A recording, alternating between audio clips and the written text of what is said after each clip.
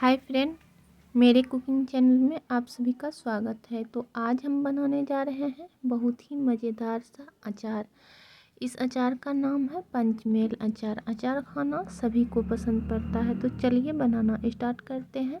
इसके लिए हमने हरी मिर्च, मूली, नींबू, गाजर और फूल गोभी ले लिया है। ये पांचों को हम छील करके अच्छा से धो लिए हैं। अब इसका हम डंठल सभी का तोड़ लेते हैं और मूली को इस तरह से छोटा छोटा पीस में काट लेंगे। इस तरह से काटने से क्या होगा कि मसाला इसमें अच्छे से मिल जाएगा। तो टोटल को हम इस तरह से पीस बना लेते हैं फ्रेंड्स।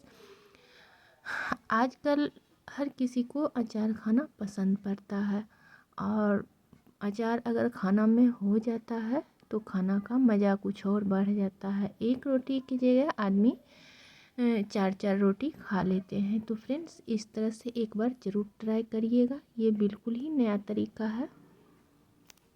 अचार तो आपने बहुत ही बनाया होगा, लेकिन इस बार इस तरीक़ा से एक बार ट्राई करके देखिए। तो ऐसे इसको काट ले रहे हैं और चलते हैं हम दूसरे प्रोसेस में। मिर्च को भी हम काटेंगे छोटा छोटा टुकड़ा में। जिस तरह से मूली कटा हुआ है, सेम उसी तरह मिर्च। और हम हर एक का वज़न उतना ही, आधा केजी मूली है, आधा केजी गाजर है और आधा केजी फूल गोभी है। सिर्फ मिर्च है 1 पाव और 4 नींबू। तो चलिए हम इसको धूप में डाल देते हैं। ये देखिए मेरा धूप लग चुका है। कम से कम 2 से 3 घंटा हम इसको धूप लगा दिए थे। अब हम इसमें डाल देते हैं नमक। नमक जितना भर करके दीजिएगा उतना ज़्यादा बेहतर होगा, लेकिन मैं नमक थोड़ा कम डालूँगी क्योंकि मैं जिसके लिए बना रही हूँ उनको नमक मना है। अब नमक किस चीज़ में मना होता है ये तो सभी को पता है, तो इसलिए थोड़ा कम ही नमक डाल रही हूँ और कम समय में इसे हम बना करके तैयार करेंगे। ज़्यादा देर नमक में नहीं छोड़ेंगे। इस तरह से इसको हम हाथ से मिक्स कर लेते हैं और करीब 3 से 4 घंटा हम इसको छोड़ देंगे। इसी तरह से इसमें से पानी खुद ब खुद जितना भी इसका पानी होगा निकल जाएगा। वैसे तो कम से कम रात भर के लिए छोड़ना चाहिए, लेकिन रात भर अगर हम छोड़ेंगे तो नमक हद से ज़्यादा इसमें समा जाएगा, तो फिर कुछ फ़ायदा नहीं होगा बगैर नमक का बनाने में। तो इसीलिए हम कम से कम समय में इसका पानी हम निकाल करके हटा देंगे।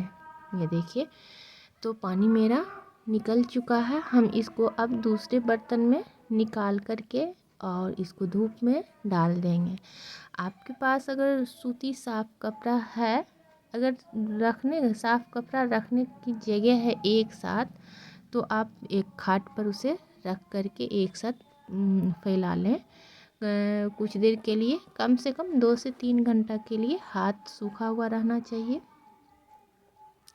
तो चलिए हम इस प्लेट में सभी को ट्रांसफ़र कर ले रहे हैं। 2 से 3 प्लेट में सभी को हम रख लेंगे इस तरह से, और 2 से 3 घंटा इसको फिर से धूप में डाल देंगे ताकि इसका जो भी बचा खुचा हुआ पानी है सभी सूख जाए। चलिए अब हम कर लेते हैं मसाला को तैयार। मसाला के लिए हमने 2 चम्मच धनिया ले लिया है। इसको हल्का गरम करेंगे, हमको पूरा गरम नहीं करना है। अगर तेज़ धूप अगर है आपके यहाँ और जिस मौसम में आप बना रहे हैं, आजकल तो धूप अच्छा निकल रहा है, तो तेज़ धूप में ही उसको सुखा लें, आग पर बिल्कुल ही ना दें। तो ये 2 चम्मच हमने सौंफ ले लिया है, इसको भी हम हल्का गरम करेंगे। और उसके बाद हम लेंगे अजवाइन 2 चम्मच। सौंफ और अजवाइन ये दोनों तो मसाला अचार की जान है, इसको डालना बिल्कुल मत भूलिएगा। अब ये 2 चम्मच हम जीरा भी डाल देते हैं। जीरा इसका खुशबू बहुत ही अच्छा देता है अचार में, तो इसे भी आप ज़रूर उसमें शामिल करिएगा। और सरसों का तेल और सरसों पाउडर अगर आप दे रहे हैं तो और ज़्यादा टेस्टी बनेगा। अब तेज़पत्ता है, ये काली मिर्च है और 2 हम मिर्ची देंगे क्योंकि हमें तीखा बिल्कुल नहीं बनाना है। हरा मिर्ची हमने पहले ही उसमें डाल दिया है, तो उससे वो तीखा खुद ब खुद लगेगा। तो ये देखिए ये भी गर्म हो चुका है। और मेथी और कलौंजी, जिसको हम लोग मंगरेला भी कहते हैं, ये थोड़ा थोड़ा सा देना है, क्योंकि ये दोनों ही कड़वा लगता है। ये अगर ज़्यादा पड़ जाएगा तो आपका अचार थोड़ा सा कड़वाहट ज़्यादा हो जाएगा। उसको हम लोग खुशबू के लिए देते हैं। अगर आपके पास में हींग है तो वो भी डालें, हमने हींग स्किप कर दिया है। तो अब हम इसमें सरसों तेल गरम कर रहे हैं। ये अपने ही घर का बना हुआ सरसों का तेल है, मतलब अपने सरसों से ही तेल हमने बनवाया था, वो तेल है। तो चलिए अब हम टोटल मसाला को पीस लेते हैं। और मसाला हम पतला नहीं करेंगे, बिल्कुल ही दरदरा रखेंगे मसाला को। इस तरह से देख सकते हैं, इस तरह अगर आप मसाला डालेंगे अचार में तो आपका अचार बहुत टेस्टी बनेगा। यकीन मानिए, एक बार ज़रूर ट्राई करिएगा।